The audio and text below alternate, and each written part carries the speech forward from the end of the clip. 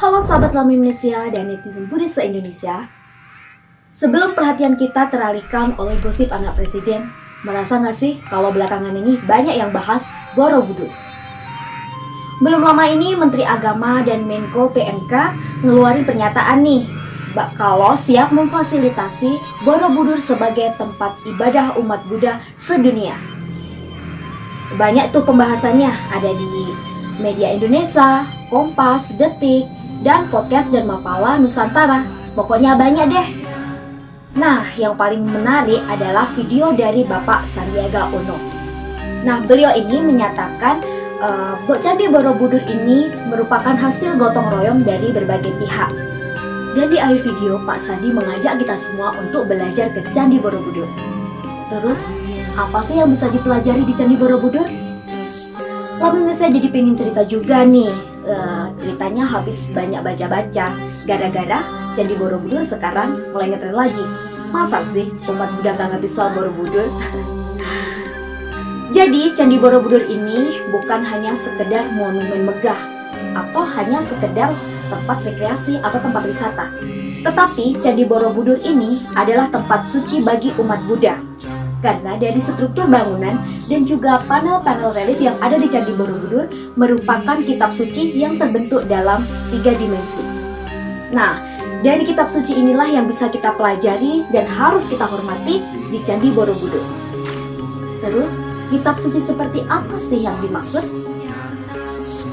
Kita mulai dari struktur Borobudur dulu ya. Lah, candi ini kan terdiri dari 10 tingkatan. Ini diduga merujuk pada 10 tingkatan bodhisattva yang berasal dari Dasa Bhumika Sutra bagian dari Avatamsaka Sutra.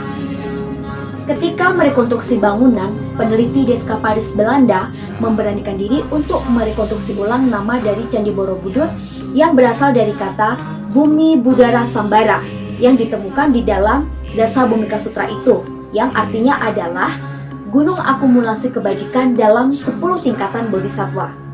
Cocok bukan dengan Borobudur? 10 tingkatan bodhisattva ini merupakan bagian dari tingkatan kesucian praktisi Buddhis Mahayana. Nah, di Theravada tuh ada 4 tingkat kesucian. Yang pertama, Sotapanna, Sakadagami, Anagami, dan Arahat. Dan di filosofi Buddhis Mahayana ada tingkat kesucian juga yang disebut dengan marga. Nah, mulai dari marga ke-3, marga penglihatan, seorang praktisi bodhisattva harus melakukan atau memulai 10 tingkatan bodhisattva yang disimbolkan di Candi Borobudur. Setelah kita berbicara struktur candi, kita masuk ke relief, yaitu ukiran-ukiran keren yang terdapat di dinding Candi Borobudur, yang semuanya ini berasal dari kitab suci. Nah, kalau zaman sekarang banyak tuh motion, webtoon, kemudian komik, dan lain-lain. Nah, nenek moyang kita sudah berabad-abad lalu membuat komik 3D di Candi Borobudur yang semuanya ini berasal dari kitab suci. Sutra pertama adalah Gandayuha, bagian dari Avatamsaka Sutra. Sutra ini mengisahkan perjalanan Putra Sudana yang mencari guru spiritual. Untuk menjadi seorang Buddha itu tidak gampang. Kita harus memiliki guru spiritual yang bisa membimbing kita. Nah, begitu juga dengan guru spiritual kita tidak gampang menemukannya.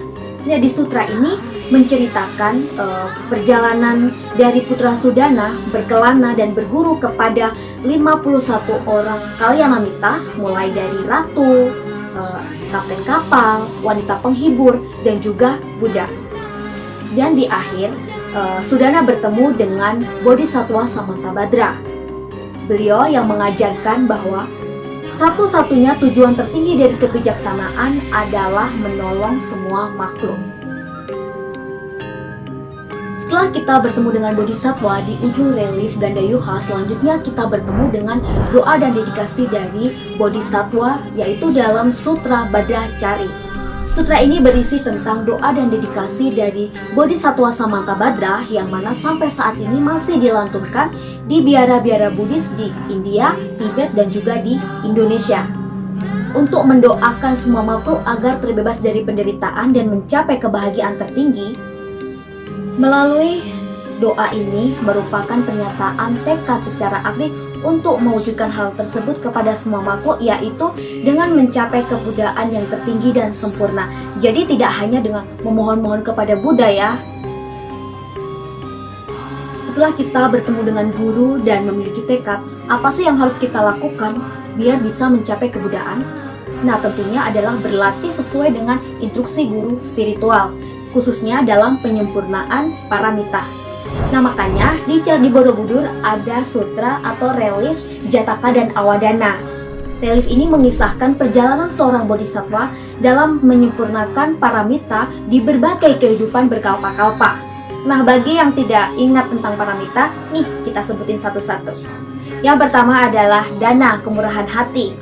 Dua adalah sila atau disiplin moral. Ketiga adalah santi, kesabaran.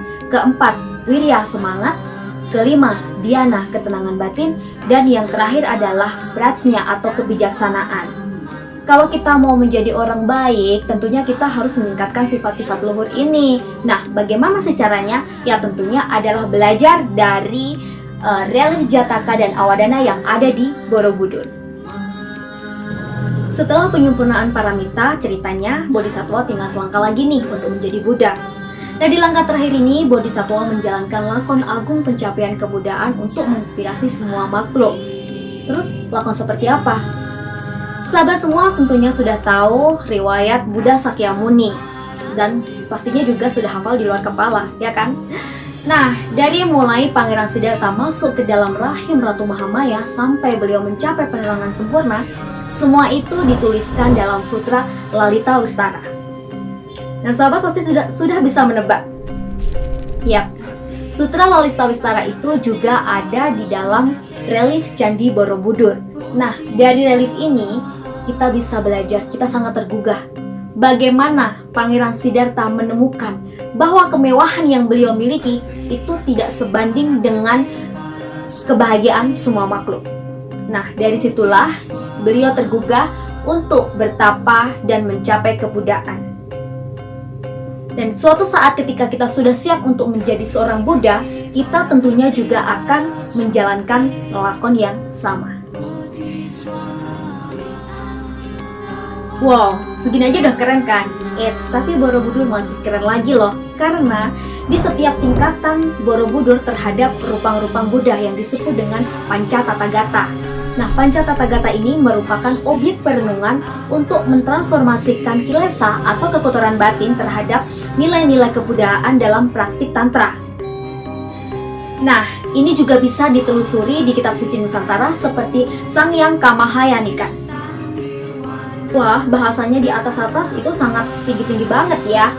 Ya iyalah, karena kita mau mencapai kebudayaan. Akan tetapi semua itu bisa diraih kalau kita bertumpu pada praktik dalam agama Buddha yang paling mendasar, yaitu meyakini hukum karma atau hukum sebab akibat. Nah, bisa jadi nih di sini karena di candi atau di pondasi Candi Borobudur ini terdapat relief Karma Wibangga. Nah, dari sini kita bisa belajar bahwa perbuatan buruk akan menghasilkan buruk, perbuatan baik akan menghasilkan baik. Nah, untuk itu kita harus mindful ucapan, batin, dan juga perbuatan kita. Nah, di sini kita juga belajar agar kita memperbanyak kebaikan, dan kita juga harus menghindari perbuatan yang merugikan orang lain. Dan yang paling penting adalah kita harus bertanggung jawab atas semua tindakan yang kita lakukan. Itu semua adalah kitab suci yang ada di dalam Candi Borobudur. Nah, di dalam Candi Borobudur ini kita tidak hanya belajar tentang bahasa dan juga sejarah, tetapi kita belajar filsafat Buddhis yang menginspirasi kita untuk berjuang demi kebaikan semua makhluk tanpa terkecuali. Nah, dari maknanya yang sangat luar biasa ini, tidak diragukan lagi kalau Candi Borobudur adalah tempat suci yang harus kita hormati. Ketika kita datang ke Candi Borobudur, kita bisa mengumpulkan kebajikan dengan cara menghayati kitab suci yang ada di Borobudur. Dan juga kita bisa puja bakti kepada Sang Hyang Adi Buddha yang merupakan puncak tertinggi dari proses perjalanan spiritual yang disimbolkan di Candi Borobudur. Kemudian, bagi umat Buddha di dunia dan juga di Indonesia, wajib memasuki Borobudur. Memasuki di sini memiliki dua makna atau dua arti. Makna yang pertama adalah memasuki secara fisik dan menghaturkan penghormatan. Kemudian makna yang kedua adalah menuju tahapan perjalanan menuju kebudayaan yang disimbolkan juga di Candi Borobudur. Jadi Laut Indonesia mau mengucapkan terima kasih yang sebanyak-banyaknya kepada Bapak Menteri Agama dan juga semua pihak yang sudah mengangkat topik Borobudur sebagai tempat ibadah umat Buddha sedunia. Dan juga mau mengajak teman-teman, ayo kita menghimpun kebajikan dan juga puja bakti di Candi Borobudur. Tentunya jangan lupa dengan menggunakan protokol kesehatan ya. Jangan sampai Borobudur sebagai tempat suci umat Buddha hanya sebagai wacana.